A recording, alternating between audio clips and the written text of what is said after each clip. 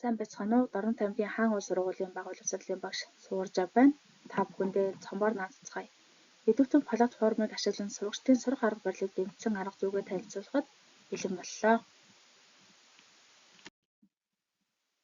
Идэвхтэй платформын зорилго боловсролыг хүртээмжтэй болгох, хүн бүрт хаанч байсан чанартай боловсролыг захимаар хүргэх, суралцах үйл явцыг хэлбэрчлэх, сонирхолтой болгох, интерактив тогтоомжлсон хэрэглэгч төвтэй контентууд ашиглан сурагчдын нэвтрүүлгийг нэмэгдүүлэх, багш эцэгхийг дэмжих, суралцах явцын тайлан, хяналт зөвлөмж зэргээр дамжуулан багш эцэгчүүдийг сурагчдыг үр бүтээлтэй дэмжихэд туслах, шинжлэх ухаан суурилсан дата дээр тулгуурласан шийдэл, хэрэглэгчдийн өгөгдөлд тулгуурлан сургалтын чанарыг тасралтгүй сайжруулах зорилготой.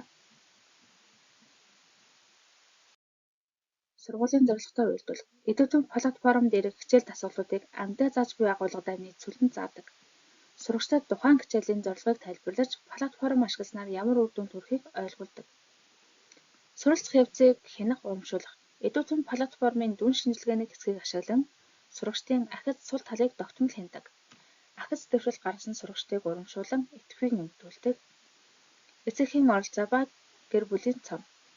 Эцэг эхчүүдэд идэвхтэй платформыг хэрхэн ашиглаж байгааг мэдээлэх, гэрээр үргэлжлүүлэн хэрэгжүүлэхийг зөвлөж хамтран ажилладаг. Багш нартайгаа туршлага солилцож арга зүйгээ хуваалцдаг. Хамтран бие биенээсээ суралц боломжийг бүрдүүлдэг. Сурагчид хосоор эсвэл багаараа хамтран ажиллах асуудлыг шийдвэрлэх боломж олгодог. Хамтран ажиллах нь асуудал шийдвэрлэх, харилцааны ур чадварыг хөгжүүлдэг. Анхны зөвлөгч үйл ажиллагааг манай ангийн хувьд бол 2 дахь жилдээ зохион байгуулж байна. Эхлээд хянах самбар танилцуулж хичээл нээг. Дараа нь 15 минутын хугацаа өгч даалгавар эхлүүлдэг. Ингээд алмаазанд төрүүлж хүрсэн 3 сурагч анхны зөвлөгч болно. Анхны зөвлөгч сурагчид найзуудаа дэмжлэг үзүүлж тайлбарлан зөвлөдөг.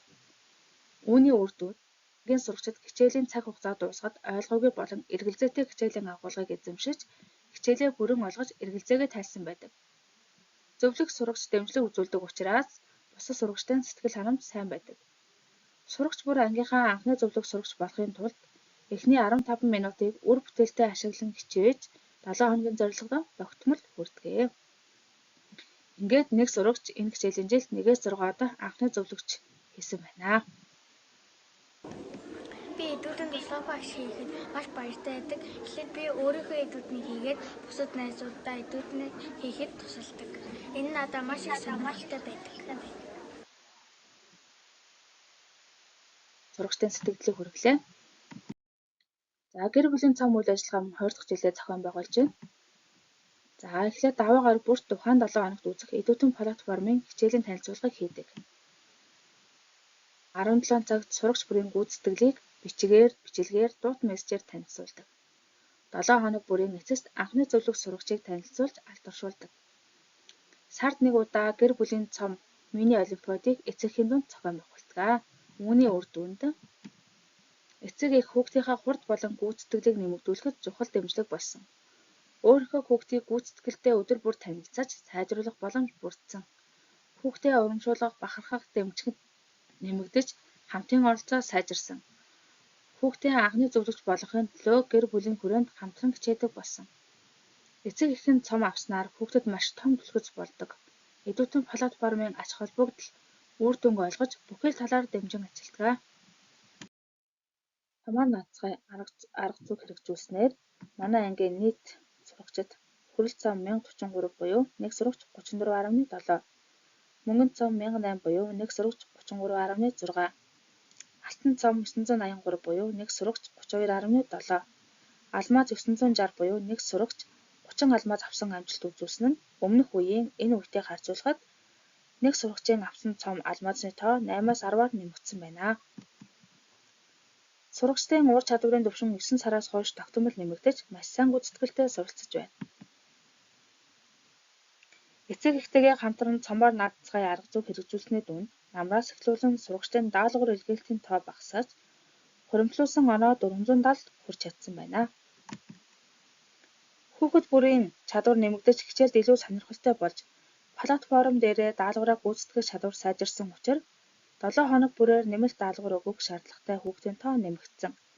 Харин онцгой дэмжлэг хэрэгтэй 6-7 сурагчийн Гүйцэтгэж чадаагүй агуулгыг багш математикийн хичээлээр мөн давталгаар нөхөн өгөх боломж бүрдэж байсан. За та бүхэндээ эцэгхэн сэтгэлийг хүргэж байна. Сайн байцгаана уу? Хаан улс сургуулийн сугарч багштай 4-р ангийн сурагч Тэнгисийн ээж нэргүй байна. Багшийнхаа эдүүтэн хичээлийг хэрхэн үр дүнтэй зохион байгуулж байгаа арга туршлагаас нь хуваалцъя. Ангийн багш маань тухайн 7 хоногт нэг хичээлийнхаа агуулгыг постэр хэлбэрээр мэдээлэл, арга зүйн дэмжлэг, тогтмол хүргэж ажиллаж байгаа нь эцэгчүүд бид нар хүүхдийнхаа хийж чадахгүй байгаа дасгал даалгаврыг хийлгэхэд үр дүнтэй арга байж чадчихна. Мөн багш минь ангидаа зөвлөх сурагч үйл ажиллагааг тогтмол зохион байгуулдаг. Ингэснээр хүүхдүүд маань илүү дур сонирхолтой байж өөртөө итгэлтэй, бусдаагаа хамтарч суралцах чадвар нь нэмэгдэж байна. Манай хүүхэд гэхэд энэ хичээлийн жилд 5-6 удаа зөвлөх сурагчаар ажилласан. Багш минь эргэх холбоотой байж алмаа цом авсан сурагчдыг алдаршуулж, урамшуулж ажилласнаар хүүхдүүд маань цаг тухайдаа хичээлээ хийж илүү дур сонирхолтой хичээлээ хийж гүйцэтгэж байна. За баярлалаа. Ингээд эцэг эх багш хамтран сурагчдын ахис дэвшлиг тогтмол хянаж дэмжлэг үзүүлснээр хүүхэд илүү амжилттай суралцсан. Мөн багш эцэгхийн хооронд тогтмол мэдээлэл солилцох нь үл ойлголцлыг багасгаж хамтын шийдэлд хүрэхэд гүүр болж чадсан. Гэр сургууль хоёроос ижил зарчим хүлээлт тавигдсанаар сурагчдын сахилах бод хандлага эерэг болж байсан. Хүүхэд өөрийг нь багш анхаарч эцэгхэн дэмжиж байгааг мэдрэх үед сурах хүсэл нь нэмэгдэж байсан. За ингээд анхаарал тавьсан та бүхэндээ баярлалаа.